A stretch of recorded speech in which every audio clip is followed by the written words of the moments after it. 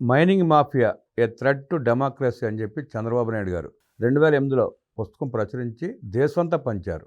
దానికి తగ్గట్టే 2008 అంటే వాళ్ళ 2026 సుమారుగా 28 సంవత్సరాల క్రితమే చంద్రబాబు నాయుడు గారు ఊహించి ఆనాడే పుస్తకం ప్రచురించి పంచిన పరిస్థితి మనం చూసాం.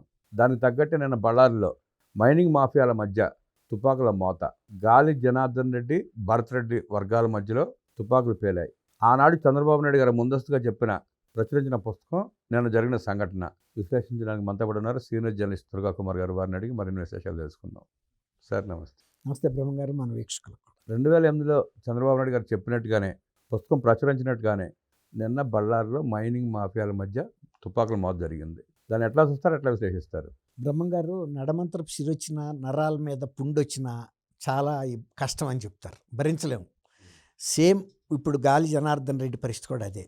ఆయన ఆగర్భ శ్రీమంతుడు అయ్యాడు, అకారణంగా అయ్యాడు, అర్హత లేకుండా అయ్యాడు. కేవలం మీరు చెప్పినట్టు మాఫియా, ఐరన్ ఓర్ మాఫియా, దాంతో ఆయన ఒక స్థితిలోకి వెళ్ళిపోయాడు. ఆయనకి ఏంటి అనేది తెలియదు. నిన్న మహర్షి, ఆయన వాల్మీకి మహర్షి విగ్రహం పెట్టడం కోసం ఏర్పాట్లు చేస్తున్నారు.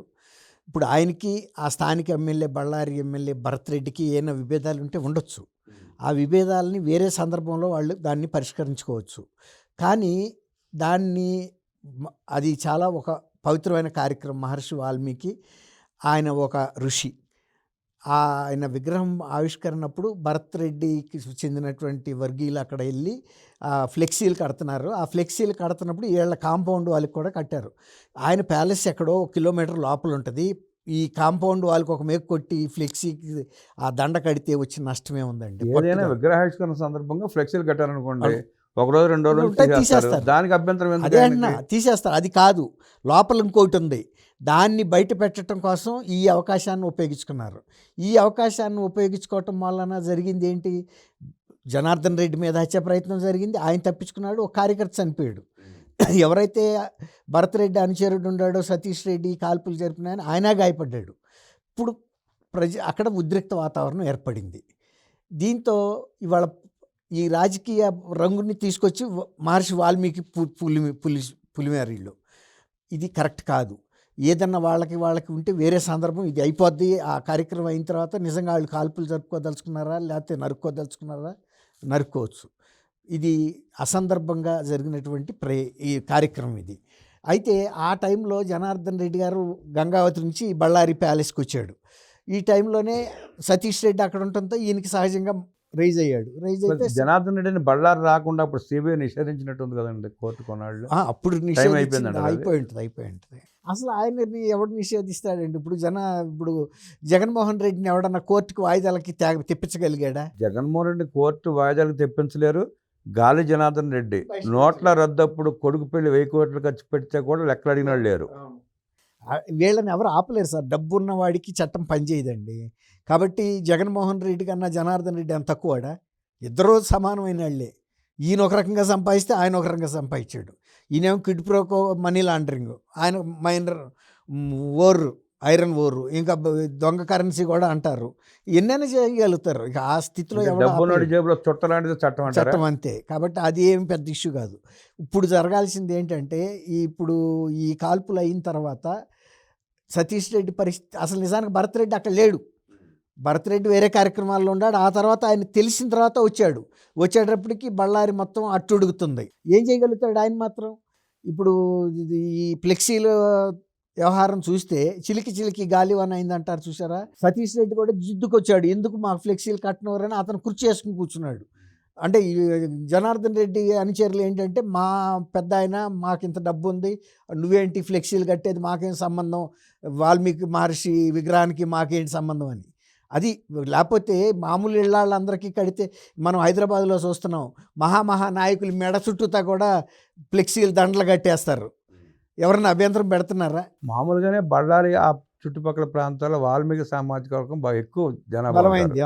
కనీసం దాన్ని వాళ్ళు గౌరవించాలి. అదే అంటున్నా, కనీసం వాళ్ళ సామాజిక వర్గానికి చెందిన వ్యక్తికి కడుతున్నప్పుడు కనీసం ఆయన పట్ల గౌరవం లేకపోయినా మీతో పాటు జీవనం సాగిస్తున్న ఆ సామాజిక వర్గానికన్నా గౌరవం ఇవ్వాలి కదా. అంత పట్టుదల ఎందుకండి? సతీష్ రెడ్డి కూడా ఇప్పుడు పట్టుదల వచ్చినప్పుడు ఇద్దరికీ వచ్చింది. దాంతో ఈయన దిగేటప్పటికి ఆయన కూడా ముందుకొచ్చారు. ఇద్దరు ముందు రాళ్లతో కొట్టుకున్నారు. రాళ్లతో కొట్టుకున్న తర్వాత ఇద్దరు గన్మెన్లు ఫైర్ చేశారు. గన్మెన్లు ఫైర్ చేసేటప్పటికి సతీష్ రెడ్డి ఏం చేశాడు, ఒక గన్మెన్ దగ్గర ఉన్న వెపన్ లాక్కుని ఇతను ఫైర్ చేశాడు. యాక్చువల్గా జనార్దన్ రెడ్డిని ఫైర్ చేయాలన్నంత స్కిల్ ఇతనికి ఎక్కడ ఉంటుంది?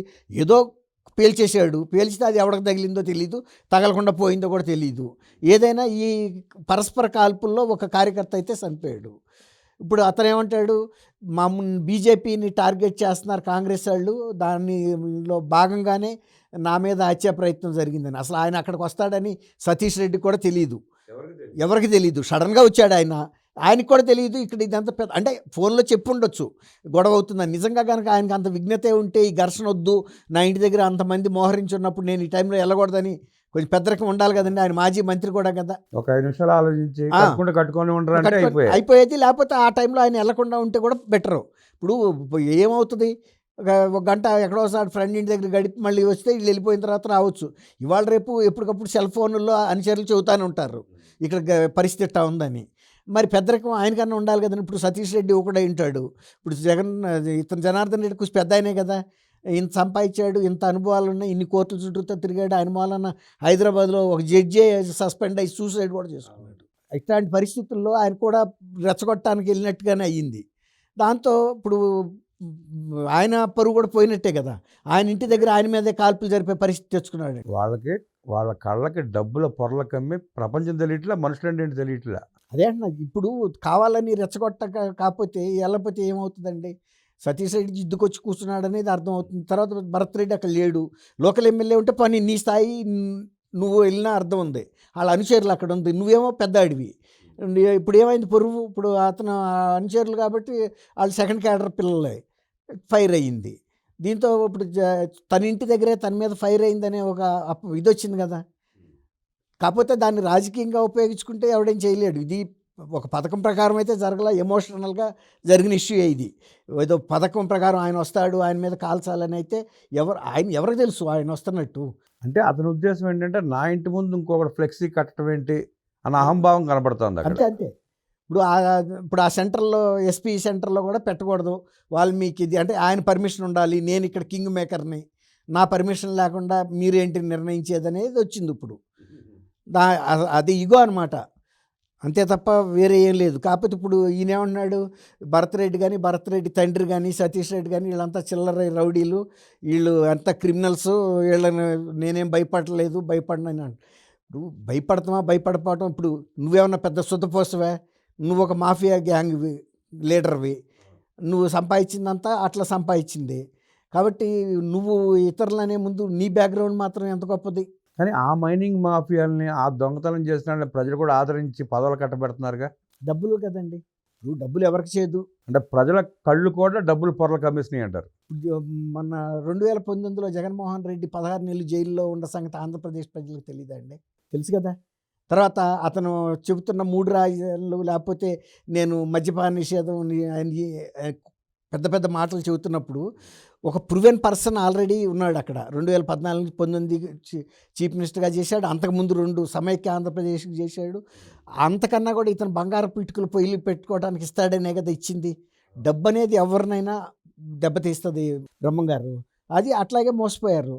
ఇప్పుడు జనార్దన్ రెడ్డి కూడా డబ్బుతోనే ఆయన ఉంగరాలు ఇచ్చాడని కూడా చెప్పుకున్నారు ఆ రోజుల్లో, ఒక్కొక్కడికి ఒక్కొక్క బంగారపు ఉంగరం ఓటర్కి. మరి ఇండియాలో ఇంకేదన్నా కాన్స్టిట్యున్సీలో అట్లా బంగారపు ఉంగరం ఇచ్చినంత కీర్తి కలిగినాడు ఎవరైనా ఉన్నాడు? జడ్జికే బెయిల్ కోసం 100 కోట్లు ఇచ్చినాడు, ఉంగరాలు పంచటాకే. మరి జడ్జి బెయిల్ కోసం, మళ్ళీ అదేమన్నా కేసు కొట్టేయటానికి కూడా కాదు, కేవలం బెయిల్. అంటే ఆయన ఆ కొద్ది రోజులు జైల్లో ఉండటం కూడా ఆయనకి ఇష్టం లేదు. 100 కోట్లు ఆయనకి పెద్ద కష్టమే ఉంది, ఊరికే వచ్చిన డబ్బులే. 100 కాకపోతే 1000 కోట్లు ఇచ్చినా మాత్రం ఆయనకి పోయేది ఏముంది? డబ్బుకు విలువ లేదు. అట్లా వచ్చినాయి పడిని. దానికి రాజకీయ నాయకులు ఆ రోజున అండ లేకుండానే సంపాదించాడండి. అసలు ఇక్కడ నుంచి మద్రాసు పోర్ట్ రాక ఏ చెక్ పోస్టు లేకుండా జనార్దన్ రెడ్డి లారీలు అంటే చాలు టిప్పర్లో వెళ్ళిపోయినాయి అంటే ఐరన్ ఓర్తో చైన్.